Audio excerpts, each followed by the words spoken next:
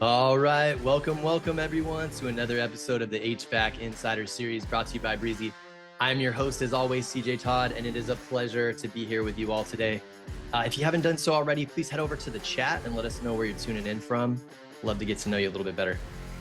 So here at Breezy, we are dedicated to helping home service business owners thrive in today's competitive market.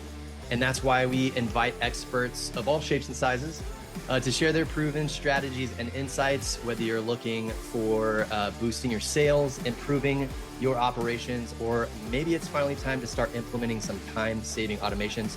The HVAC Insider Series has you covered.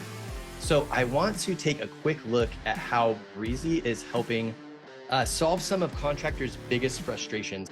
So at Breezy, we're hard at work creating a service titan alternative built solely for the HVAC, plumbing, and electrical industries. And our mission, my friends, is very simple. That is to eliminate the off-season forever. And you might be asking, how the heck are you going to do that? Well, we do that by working alongside some of the industry's most accomplished owners, operators to build a CRM and field service management software with features that actually help you. Things like membership tracking, job flow management, real-time insights, and very powerful automations that get rid of all your busy work for you so you can focus on what matters the most, and that is driving value for your customers. And I'm super pumped talking about powerful automations. To introduce you to today's guest, Seth Ure, co-founder and CEO of SetSale, a platform that's purpose-built to simplify and optimize your sales through automation and data-driven tools. From his time at EGIA with yours truly to leading business development over at GoodLeap, Seth has years of experience helping contractors navigate pricing, proposals, and process challenges. And he's here today to help you create systems that make complex sales workflows very simple, very repeatable, and very scalable. So Seth, thanks so much for joining us today, man. How the heck are you? Doing good. Thanks for having me, buddy. Yeah, absolutely. How's the summer treating you? Oh man, kids are home. I got 5 kids, so yeah, it's going good. You kind of get ready for it. It's fun when it gets there, and then about halfway through, right about this time, you're kind of like, boy, what time does school start again? Right? So it's been great, but thank goodness school starts in like a month. So Yeah, dude. August can't come quick enough, huh? So I'm super pumped. Like I said, really excited to get to know you a little bit better, SetSale a little bit better.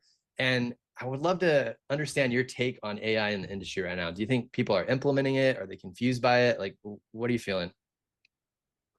So I'll answer that with a story. So I went to a trade show. This is probably like 6 months ago, right?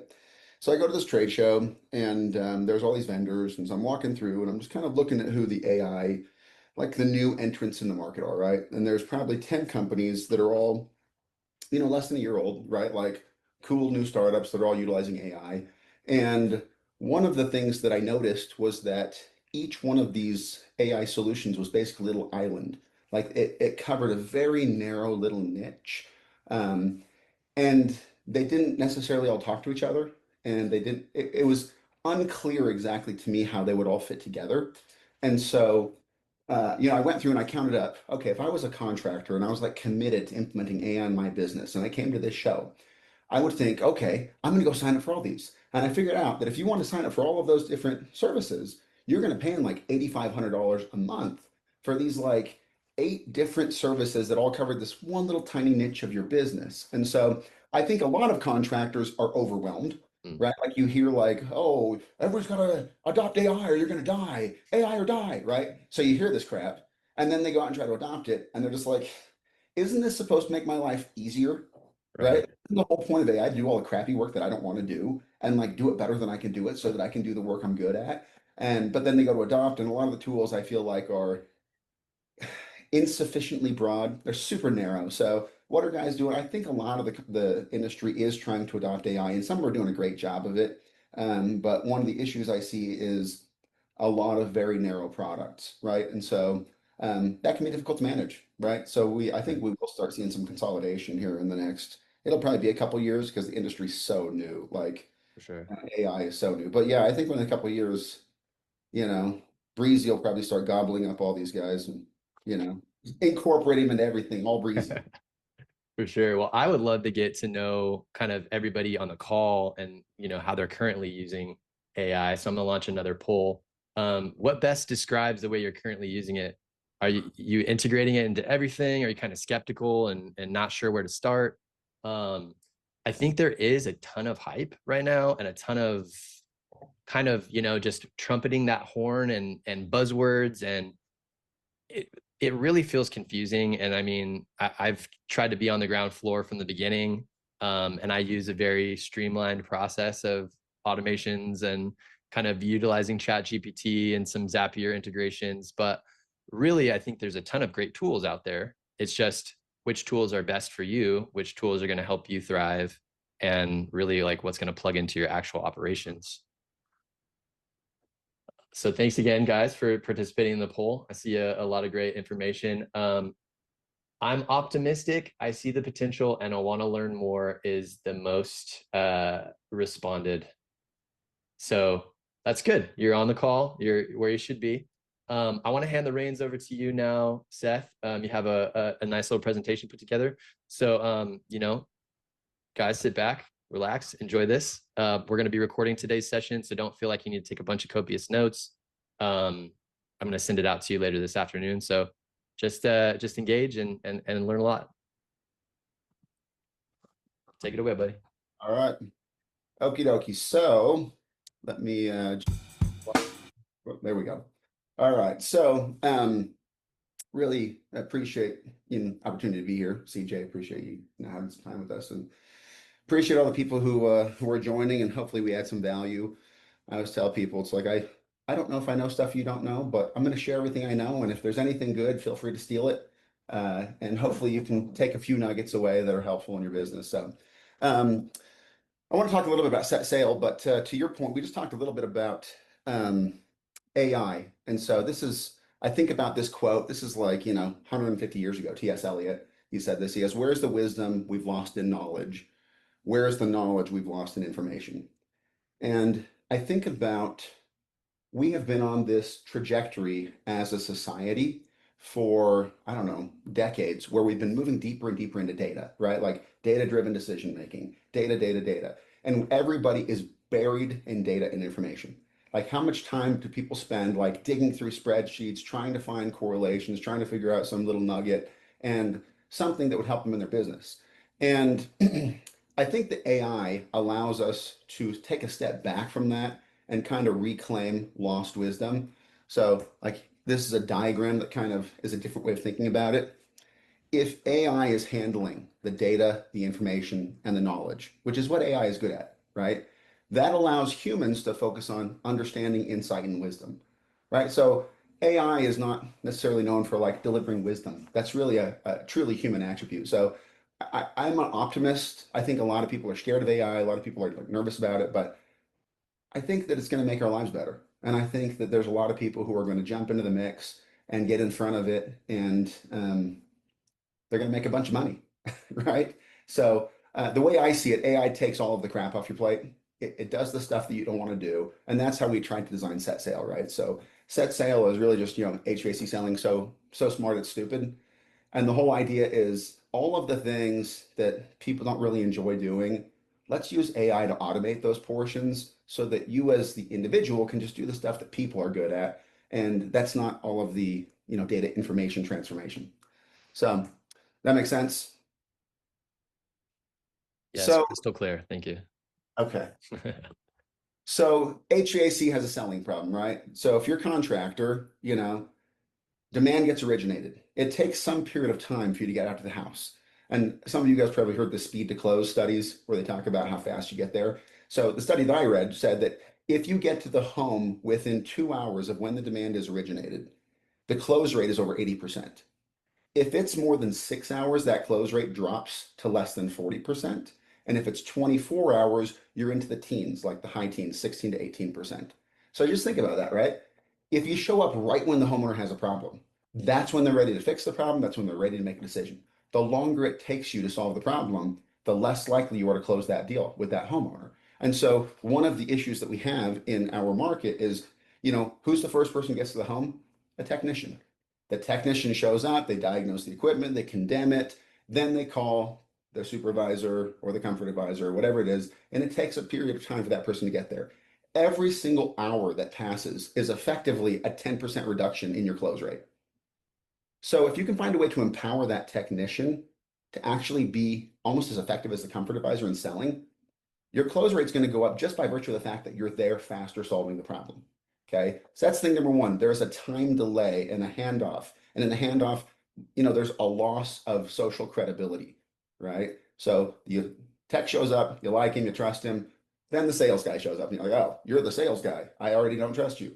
So if you can build on the credibility that the tech establishes by having the tech be the person who actually completes the transaction, there's a lot to be gained there, right? Besides the fact that you're cutting out a huge portion of a cost structure on that particular job. So that's thing number one, right?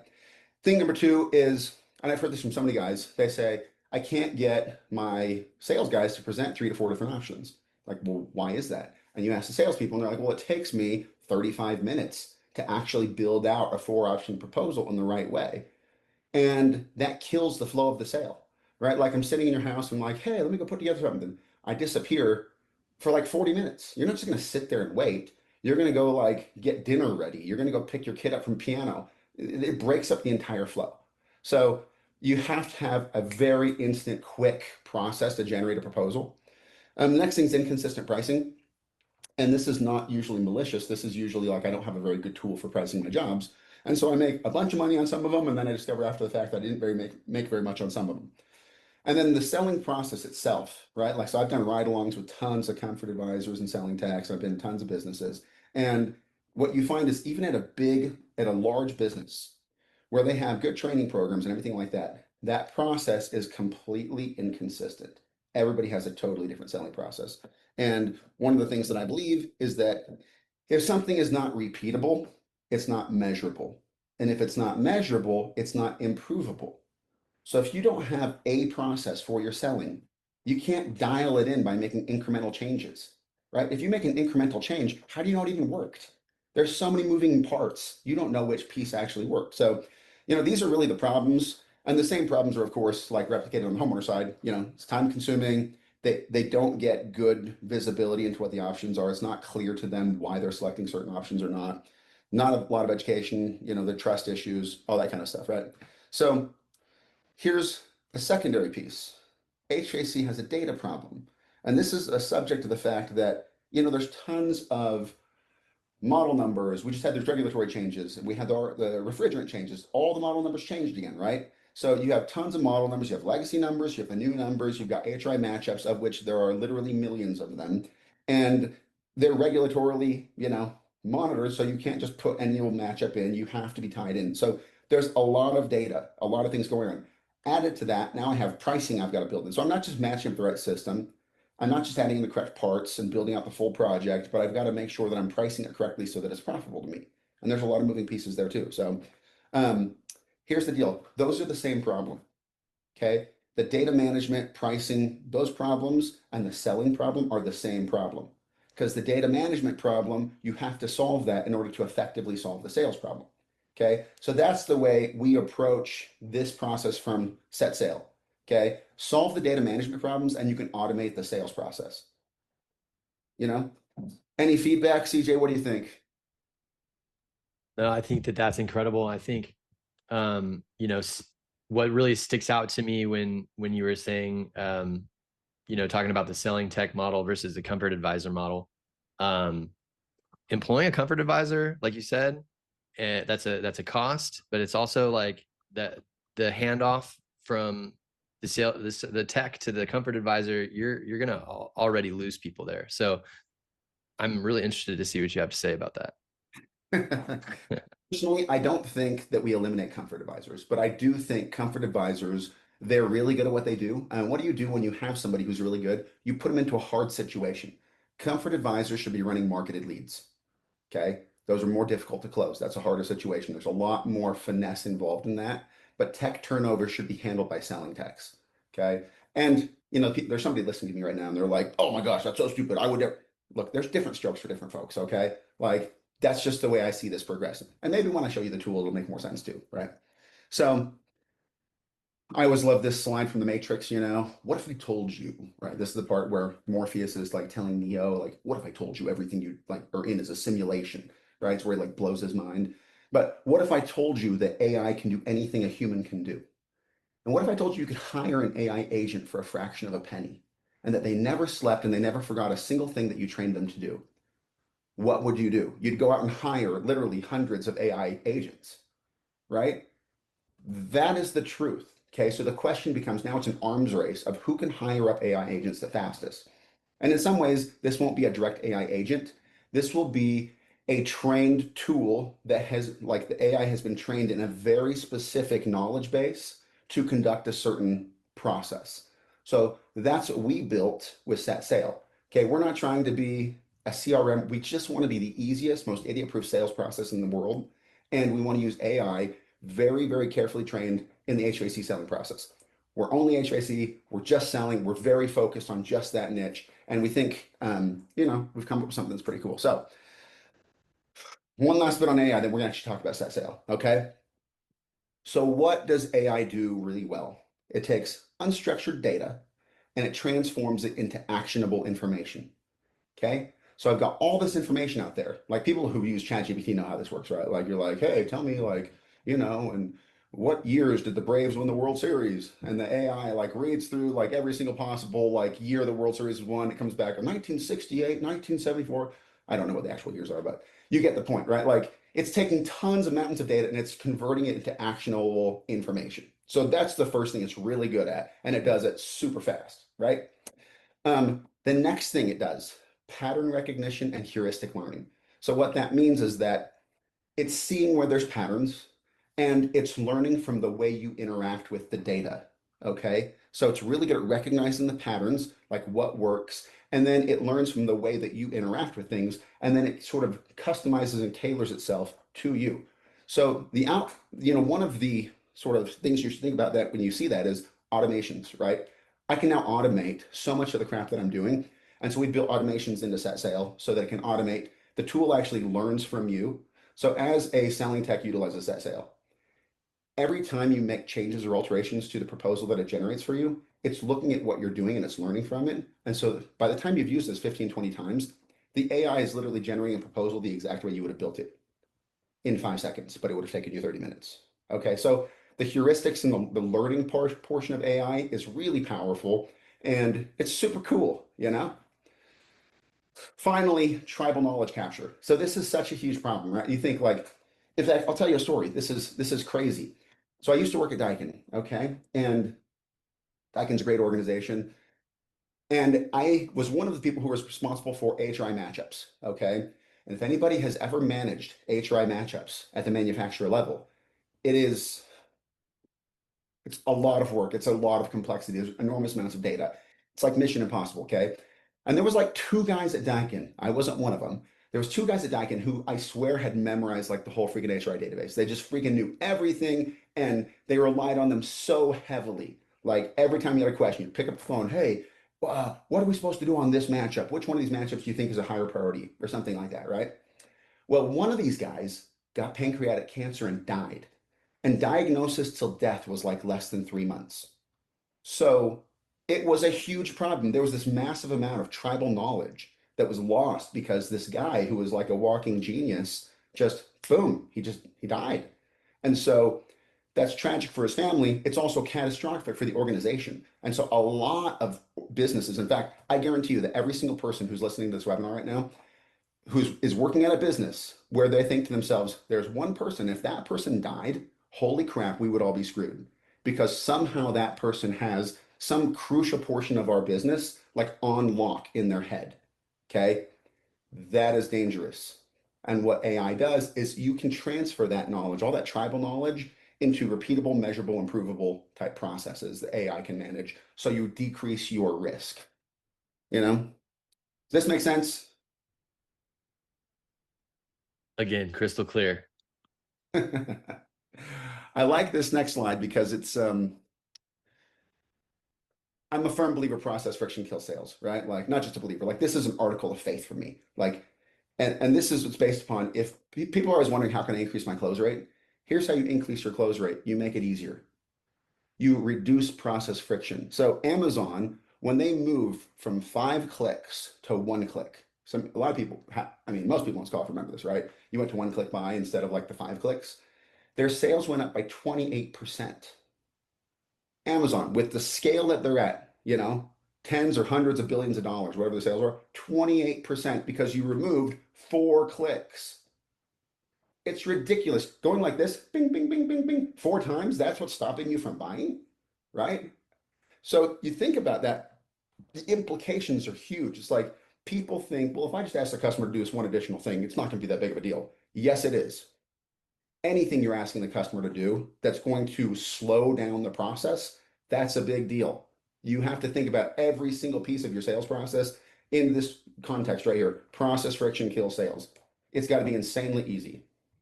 Okay, Seth, 1 click to schedule a demo with Breezy, and Boom. you'll get a $50 gas card.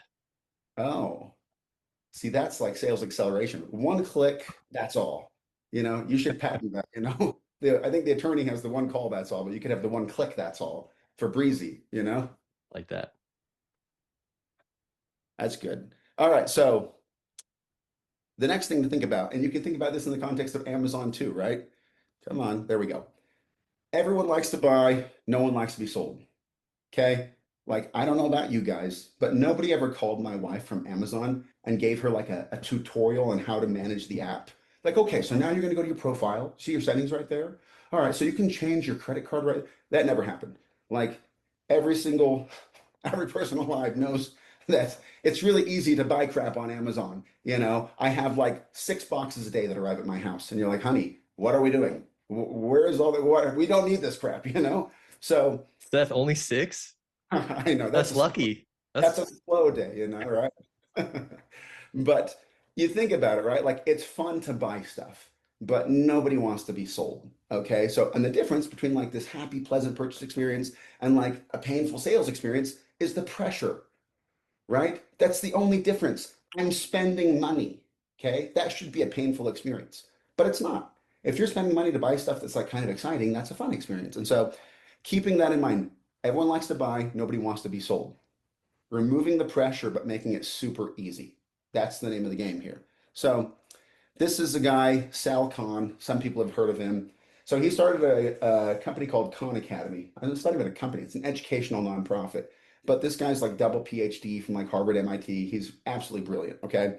And he's got 10,000 unique videos. He's got 160 million registered users. And he's like arguably one of the most influential educators of the last 100 years, right? The way he started was he had some nieces and nephews who lived like a couple hours away, and they needed tutoring, right? So they need this tutoring, and he's like, all right, I'll make you guys some YouTube videos, and I'll just send them over to you guys. You guys can watch them. So he starts making YouTube videos on certain subjects, like a blackboard, right, or a whiteboard, whatever. And he finds out that like their friends are coming over and they're all watching these YouTube videos, and they got a group of like 10, 12 people watching his YouTube videos. And he's like, hey. So he calls up his nephew and he's like, hey, if you want, like, put the group together, I'll just drive a couple hours down there and I'll just like train you guys in person. And his nephew's like, well, why? He goes, well, wouldn't that be better? They could, no. We prefer the YouTube version of you to the real version of you. Like, I can pause the YouTube version of you. I can rewind the YouTube version of you. I can slow it down if I don't get what you're talking about. But the real version of you gets impatient with me because you're like, why can't you get this? I just explained it. So I don't want you. I want the YouTube you, right? Because no pressure, right? I can learn at my own pace. So the idea that you should be thinking about when you hear that story is, what if the way people like to learn is the same as the way they like to buy? On my own terms, on my own pace, with no pressure, but as easy as humanly possible. Makes sense, right? Like, I don't want to learn with pressure. Like, I'm vulnerable here. I don't look stupid. Well, when I'm buying something, you know what makes me look stupid? If I don't have the money. Okay? So you think about like you're standing in a grocery store line and two people in front of you, they're up there and you can tell their cards are getting declined. And what do they say? They're never like, I spent all my money on cigs. They don't say that. They say, oh, there's a problem with my bank. There must be some fraud. Let me call them, right? Like no one's ever going to admit I don't have the money. because I spent it somewhere else. They're going to pretend like they're this respectable individual with all kinds of money, you know, and there's no problems here. It's nothing to see here, guys. I'm just like the rest of you. Okay. People are embarrassed when they don't have the freaking money, right? And you go to somebody's house and you're like, oh, by the way, it's $14,000 to replace your HVAC system. Guess what? They don't have the money, right? So you're putting them on the spot and they feel like they're in the grocery store checkout line. They're looking around like, ugh. Like they don't want to tell you they don't have the money. Okay. So like you got to give people the space to sort through it. So, I mean, that's like, this includes like, you got to build financing into things. You got to give people options. You've got to let them select and build their own system on their terms. Okay. So that's my setup. Now let's actually talk about SetSale. You know, I don't know if you have any comments on that though, CJ. No, man, I think you're right on with everything. And it just painted the picture perfectly for, introducing your product. So All right. So let me talk about the product, right? So what we handle is pricing, proposal, presentation. What I mean by that is on the pricing portion of it, like you build a winning price book in 30 seconds. AI does everything. And I'll show you kind of what this looks like, right? You make sure that you've got the correct profit margin on every single job, every single time. Okay. The proposal means that you're optimally positioning your products relative to each other. You're building in financing, you're building in descriptive feature sets, you're building in IAQ offerings, you're building in all this stuff, right? Everything that, if you're a contractor and you've been to a training, like you've heard all of this stuff 12,000 times, right? You know what you're supposed to do. Trouble is, you get back to your office and your phone rang 12 times and you start calling people back. And then you look at your systems and you see that none of them are particularly flexible enough to implement all of the stuff you just got trained on. So it's not that you don't believe it. It's not you don't want to change to do the stuff they're telling you. It's that your systems are not correct. So the deal is the system is the solution. You have to have the correct system, which will automate the correct processes in the correct way in order to have your company following that. So for way too long, what we've had is we've had software driving the process as opposed to the actual contractor process driving the software. Okay. So we're trying to like take what we do and shove it into some software solution. It doesn't quite work, but we're trying to make it work. And it's the exact opposite of what it should be, right? We should, and I know Breezy does this too, right? Like you look at how the contractor actually operates the business and you say, let's build around that rather than forcing them to use my way. Okay. And that's what we've really tried to do with SetSale. It's like, this should go so smooth with the way you want to do stuff anyway. It's built directly in line with the way that you want to go to market. So I don't know if you have any comment on that, but yeah, so I'm thinking like in the same way that speed to lead is for marketing, speed to proposal is for the in-home sales. So often, it's a clunky process inside your field management software to, go back out to the truck, build the custom proposal in the software, and then go back in the house. By that time, the kids have crapped their diaper and they're on to changing, and you've lost them, right? And I think that there's some folks that pre-build out all of their options to have it ready, but I mean, there's some complications with that too. So like this is very interesting to me. yeah. So let's show a little bit about what it looks like, right? So on creating a price book. So the way everybody gets their pricing is they get a PDF or they get an Excel spreadsheet from their distributor, right? And every time you get a price change, like, okay, so I was talking to a contractor and we were talking about price changes, and he said something to the effect of, I understand that price changes happen, and that's not always the fault of the manufacturer. But what pisses me off is that every time I get a price change, I have to go spend 8 to 10 hours in an Excel spreadsheet fiddling with all my formulas and trying to re-upload that into my CRM. That's the part that frustrates me. It's not that I have, like, you raise my prices. Like, I get it. Prices go up. Okay, you adjust. It's that it creates this massive burden for me. So in this situation, you take your PDF or your Excel spreadsheet, you drag and drop it in, and in 30 seconds, the AI reads the whole thing and imports it into SetSale. That's to replace the 10 hours of pricing upload that you do in some of the other systems, right? So we actually enrich the data because we have a database in the background. So we don't actually need all of the information. We really just need model number and price. And then we enrich the data. But in 30 seconds, boom, upload your entire price sheet. You get a price change, you take the new file, drag and drop, boom, 30 seconds, it's updated all of your pricing. Very straightforward, okay? Then what you do is you customize your price settings, which is you set your price drivers, right? You set your commissions, and you can't see it on this page. You set your tax rate, markup, labor and install rate, your labor hours, overhead, and what you consider to be a healthy net profit. Once you set this, you just created pricing for every single matchup you'll ever quote. So think about how long people spend creating price books, building price books, automating, trying to make all this stuff happen, right? I just showed you how you can upload your equipment in 30 seconds. You can build out your price book in about 60. So in 2 minutes, you can effectively do what was taking multi-days to do, right? And this price book tool itself, just this small segment, is worth its weight in gold. Like you could stop the masterclass right now and I would come buy your product. This is insane. It's so funny because we only built this portion so we could accommodate the proposal portion. But I've heard what you just said multiple times where they're like, oh my gosh, just this, I'll take it. I'm like, well, take it and take the proposal portion, right? So, but it solves a lot of problem. So let's talk about the quote creation. So now, oops, I think I skipped forward. There we go. So here's how you create a quote, right? You go out to the homeowner's house and you select what type of system this is, where it's located, if it's an AC furnace, if it's heat pump, if it's dual fuel, whatever it is. Select your system type. You put in the specs for whatever the system is. You hit create. So that's not a long process. And in about 5 seconds, the AI will appropriately select the 4 best matchups for that specific job. Okay, so you can see it's going to generate like a federal minimum, silver, gold, platinum. It's going to generate the HRI number. It's going to generate it it's going to be tiered based upon efficiency, all of that kind of stuff, right? So this all happens in 5 seconds. It's looking at your price book. It's looking at all the HRI matchups. It's pulling in the 20 or so that are available that would fit the specs for this specific job. And it's selecting based on highest C or lowest price and some comfort features, which one goes in each one. Then it's going to generate a feature set for each one of these things in real time based on the actual equipment. It's going to build in the financing. It's going to build in the IAQ for each one of them. And it's going to generate a final price to the homeowner. It's also going to build in your financing fees. So it's building in everything all along the way. So you have a final completed price at the end, right? Um,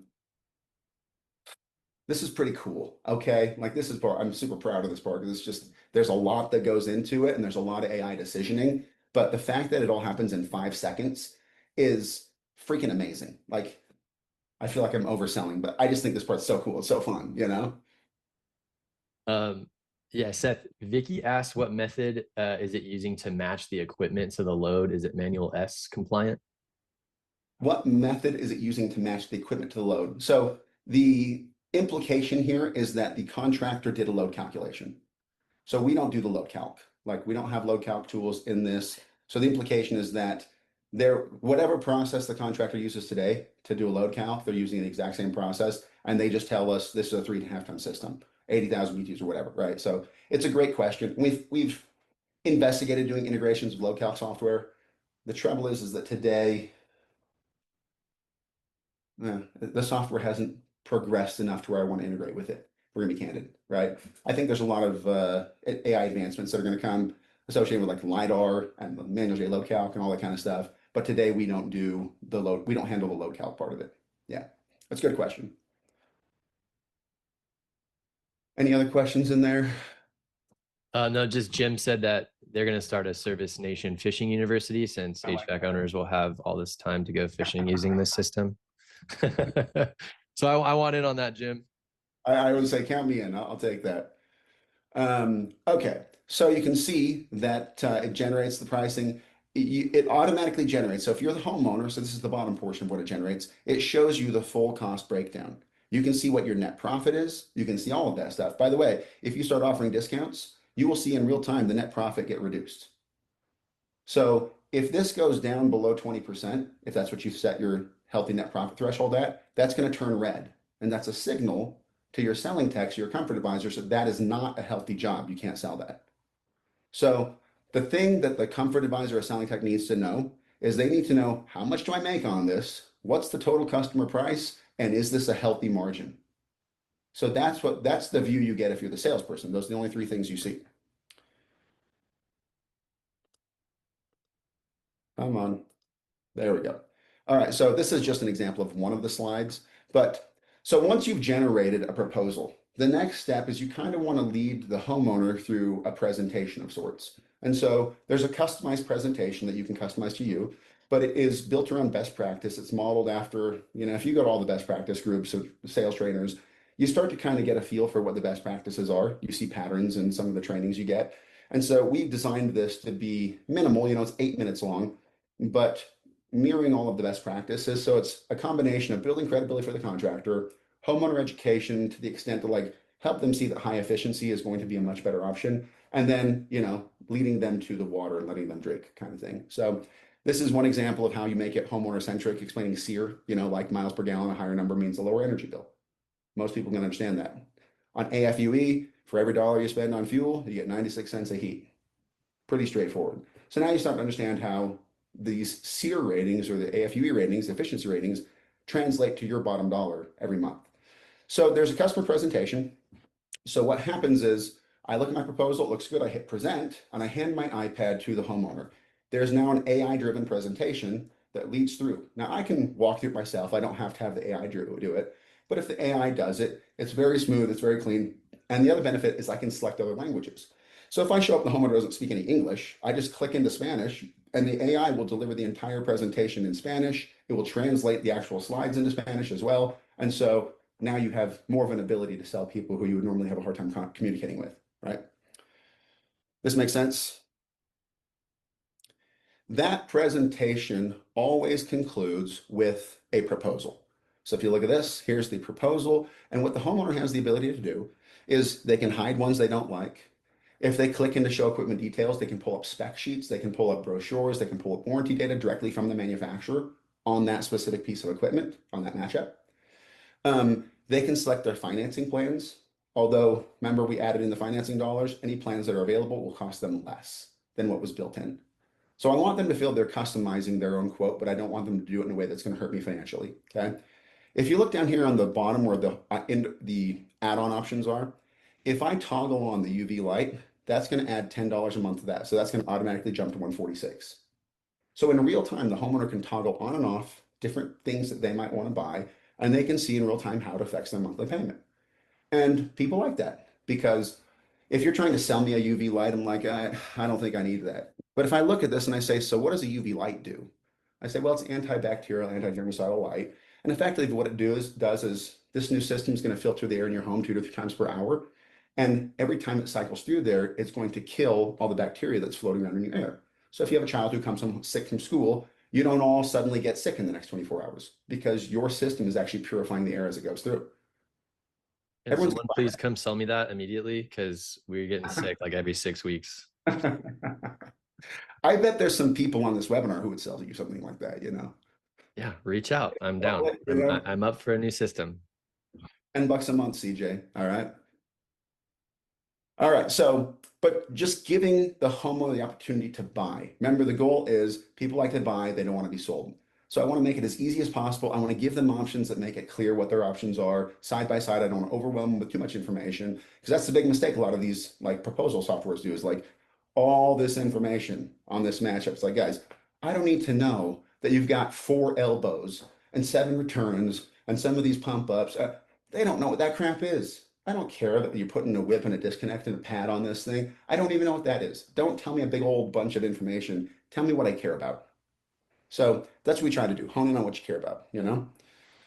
So from there, if they like one of those packages, you can see right here, they'll hit select. That leads them into a fully enforceable e-signature contract, right?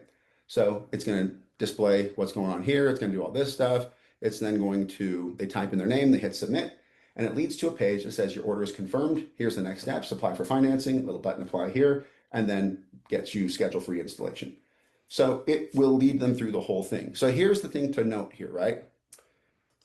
If I can send this proposal, this presentation, the AI-driven presentation to a homeowner via text or email. They can walk through the presentation. They can toggle off and on the stuff they want. They can hit select. They can e-sign it, and they can conclude the transaction and apply for financing without any human interaction. I don't need to be there at the house. And I feel like that is going to go against what a lot of people feel like is right. And Yes. So It's they need people. I mean, I'm gonna speak candidly. Like people need to get with the times. You know what I mean? Like millennials, like I'm a millennial, and anybody younger than me, we're just used to not talking to people anymore. Like I'll text, picking up the phone, like I do it, but a lot of people don't do that. So we got to be where our customers are and meet them how they want to purchase. yeah. Well, let me give you a couple of use cases that I think people won't be so uncomfortable with, which is, so you're selling tech, you got to the house, you're talking to the wife, and she's like, "Well, my husband's at work and he's going to probably have to, weigh in on this." You say, "Great. Let me just send him the exact same presentation I'm going to give you. If he walks through it and you guys both wind up on the same system, like the same decision, this gets really easy, right? We're just going to do what you guys both independently came to that conclusion. So let me just send this to him. What's his cell phone number? I'll just text it to him. He can look at it on his phone. Boom, boom. It'll take him 10 minutes. Okay. Now, what was a one-legger was going to be a two-call close. I've now converted into a one-call close because this whole my husband and my wife's not home thing. It's like, can they step out of whatever they're doing for 8 minutes to determine what they think the best system is going to be? Yeah, they can probably do that. Great. Let's do that right now. Okay. So I think that's a use case where most people would be pretty comfortable using it. I think there's another use case that could apply to Breezy, right? So let's say you're a Breezy customer, okay? And by the way, we're not quite here yet. This is a feature we're working on. But thinking forward, I'm just going to plant the seeds here because this is definitely coming. So let's say I'm a Breezy customer and I have this huge database of customers in my Breezy CRM, okay? And so I've got like 25 years of customers or 70,000 people in there. And I go into Breezy and I say, okay, I want to send out a marketing email to everybody whose system is over 12 years old, who has had a repair in the last 12 months, who has made some other type of call, right? I specify what it is, okay? And then, since I already know what equipment is in their house, I automatically feed that information into SetSale. SetSale generates the entire proposal without any human touch, and it sends an email to 10 of those people a day. Free marketing. Now, if somebody clicks on that and they buy, I'm not getting a lead. I'm getting a completed sale, complete with financing and everything. So that's a very different use case that I think a lot of people would be comfortable with because these are not people who are initiating demand. These are people who may be thinking it's time to replace my system. And if you catch them in that moment and they buy, you just got a free sale. So another use case, we could do that with Breezy. And I think that'd be freaking cool. Let's put a fast track on that bad boy. So, all right. We're talking about where this goes. I just wanted time to talk about how people I think will use this. But ultimately, the idea here is not to eliminate the people from the process. It's to automate the process so that people can do what they do best, which is forming a human connection and helping the person to solve a problem, right? Okay. So simplicity wins, complexity kills. Like this is my last slide because I just I believe that people will follow the path of least resistance. Okay. And that's not a bad thing. Like we say that like people are lazy, but I actually think that's intelligence. Why would you exert more effort to get something done than you have to? Right. So I think people following the path of least resistance ultimately a function of efficiency. Like I don't want to do extra work that I don't have to do. So what I want to do is align the path of least resistance with the path of best results. And the way that you do that is by using AI to automate a system to lead people through all of the practices that everybody knows are the best practices when you're going through a selling process, but allow the AI to guide the process through the whole thing. So the easiest solution will win in the market. That doesn't just go for the contractor, that goes for the homeowner, right? It's got to be insanely easy or people will not do it. But if it is insanely easy, you can expect to see sales go up because that's the name of the game. People avoid hard things, they seek out easy things. AI makes things easy. Love it. You ready to get into some Q&A? Let's do it. All right. Before we do that, I want to make things very easy for you guys too. Just type start into the chat and we'll reach out to you after today's call. We'll get you that free $50 gas card and we're going to show you how we can unlock 3 free months rather of the Breezy services for you. So if you want a quick call and see how we can help you automate and scale, just type start in to the chat. And if you want to learn more about SetSale and how Seth can help you automate a lot of this stuff that we learned today, and really, create a systematized and predictable sales process, please, just type yes, and then he'll reach out to you. Seth, I want to get into a question that I had real quick. So I understand some people maybe have some hesitations. They think maybe their team might not buy into kind of these AI tools. How do you recommend introducing these kind of features, these AI tools, without triggering pushback from the like your internal employees? I would probably approach that um, from the pain of the problem that is being solved.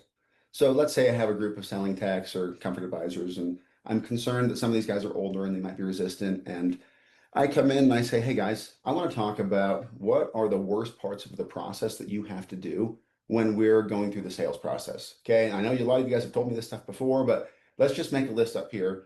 Okay. So it takes too long, right? Unclear on the pricing. You never know what your commission is going to be up front. Okay. So you start making a list of all these different things that all these guys are kind of pissed off and irritated about, and that starts a big old gripe fest. And they're all telling you all their pain points. Okay. Say, all right, we're looking at a system that I think is going to actually resolve almost all of these things. It'll make it automatic. AI handles all this crap. What do you guys think? Do we want to do it? Yeah, because we just spent the last 15 minutes complaining about it. So now if you give me a solution and I say no, there's a bigger problem there. Right. We got some bad faith negotiations going on. So I just think let's start with the pain. Where's the pain? Everybody has pain around this process. It's a pain in the butt. And if it's not your sales guys, it's your office person who's having to reload their pricing and equipment up and down over and over again. There's enough pain here that's being solved. It's really easy. It's just like no one's taking your job away. We're taking the crappy part of your job away. Yeah. And no one I, can. I was so excited for the pricing part that you introduced, because like how many times I had to go back and redesign Daikin price cards for Optimus. Oh. Like that was like 80% of my job sometimes. So yeah, that was incredible. And everybody else, like if you have any questions for Seth or myself, please type them into the chat right now. But I mean, I got a couple more questions. Intelligent agents, right? Doing all the back end heavy lifting. How do you make sure those recommendations still reflect your like company's sales philosophies or your brand values? Like how do you train those agents? Maybe speak a little bit more about that. Well, there's a lot of people who are much smarter on answering that question than I will. So I'll answer the question, but there's possibility there's somebody on this chat right now who's like, "Oh my gosh, I know this question inside and out." I'm gonna hear me talking and be like, "This guy's an idiot." So, feel free to think that, but I'm going to answer anyway. Okay, which is typically AI agents are designed in such a way to where they're like a specific use case, right? So if you have a specific use case, then there's like specific ways that you would train the agent. So like for example, at SetSale, we're looking at some frontline AI agents for like answering emails, support things, stuff like that. So like at a tech company, you have like level 1, level 2, level 3 support, right? Level 1 should be all AI agents because you effectively have, a series of FAQs, a series of most common problems. You have all these things, right? And if you feed that into your AI agent, you know, database, basically, they're going to be able to utilize that as a reference anytime there's a question that pops up. And some of these have the ability to actually take action. So you can give them like authorization to make actual changes in your software to specific accounts. Mm-hmm. So a person types in, hey, I'm having a problem doing this thing. They're like, would you like me to change that for you? Sure. Boom, it's changed. Right. So those types of AI agents are super functional. They're pretty darn basic. For people who are like, skilled in AI, they can set them up in no time flat. As it gets more involved, it gets more complicated, right? Like Sure. the bigger the body of knowledge, the more challenging that becomes. Yeah. So I'm bought in, right? Like, where's the best place to start? What's kind of like the low risk, high impact use Yeah, case of yeah. AI? Well, you're saying AI in general. Yeah, just I mean, AI or set sail, like I would say set sail is the fastest and low risk way to get into AI if you for sure. not self-promoting at all, just completely unbiased, direct answer, you know. Now, if you go to setsail.ai, you can schedule a demo. That'll book time directly on my calendar.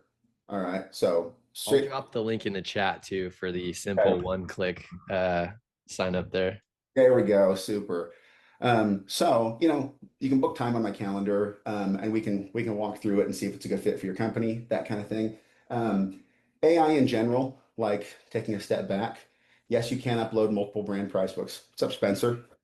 Um, so you can upload multiple price books. I will qualify that by saying that we don't support all brands today because it takes time to add brands. So we're adding roughly 1 to 2 brands per week. So within a short period of time, we'll support all brands. So I don't I don't know what, brand Spencer's selling, so I don't want to say, oh yeah, we do that. But if it's one of the brands we support, yes, 100%. Um, what was I going to say? Oh, I think on AI implementation in general, like I'm reminded of the advice my mom gave me when I was a little kid and I was trying to clean my room and there's like crap everywhere. And you're like 6 years old and you're totally overwhelmed. You're like, oh my gosh. And she would say, just look down, find one thing that you can put away and pick it up and put it away.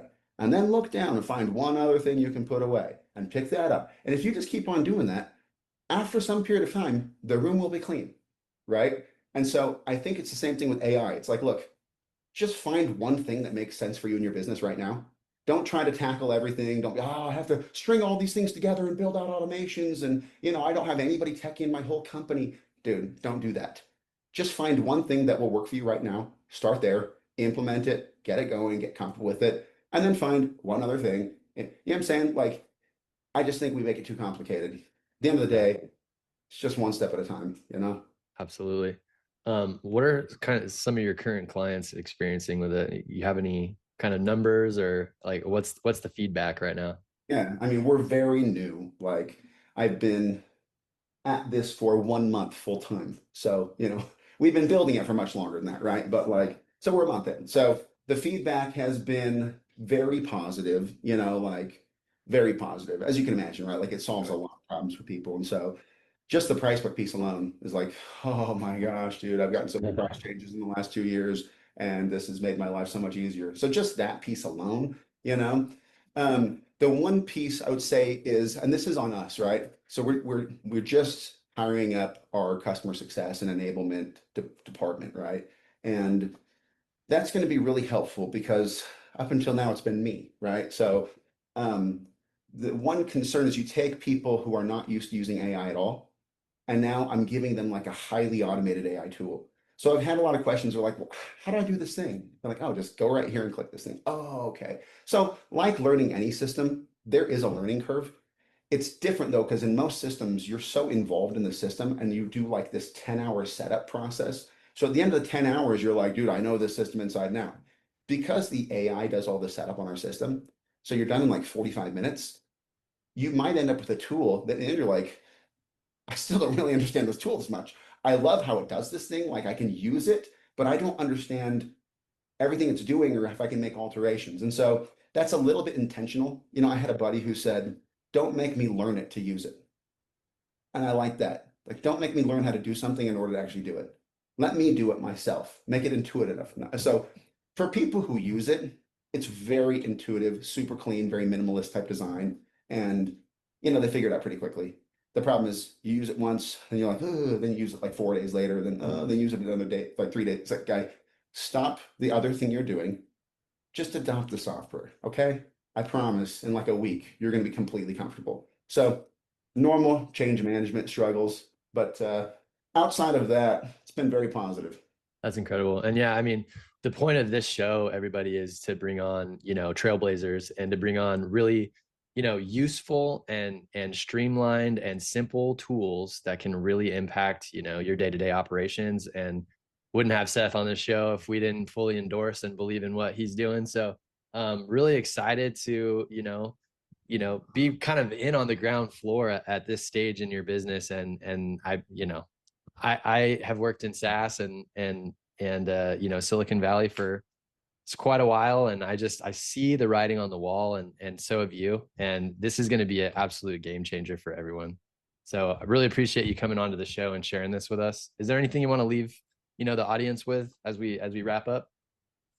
Um, you know, I guess I'm always grateful anytime somebody trusts me with some portion of their business. It's like, I get it. You spent your entire life building this thing or some long period of time of blood, sweat, and tears. And like, I take that seriously, because I've started businesses, I started this one, and taking a risk on your business is a risk. And you're like, dang, dude, I hope I don't freaking spend a bunch of money with these people. And then it all turns into a bust, right? And so I'm always grateful when people trust me. I'm always grateful when like I get a shot at earning somebody's business and a chance to prove that we can actually add value. Because my underlying philosophy is just like, if we're good, you'll use us, and if we're not, you won't. So if I can add value to your business, we should work together. And if I can't, then we really shouldn't. You should find somebody else who can. And so that's how I always view every relationship that we form, and that's how I feel right now. So I guess I'm just grateful for people who take chances on us, and I would invite anybody here who is interested to take a chance on us and let us try adding some value to your business. Heck yeah. Well, thanks again, Seth. This has been incredible. We're going to stick with the same AI and kind of automation theme for our next show. We're going to be welcoming Justin Judd from Chirp On, and he's going to talk about speed to lead next in 2 weeks on July 24th. So please sign up for that, and we'll see you next time. Seth, peace out, buddy. Yeah.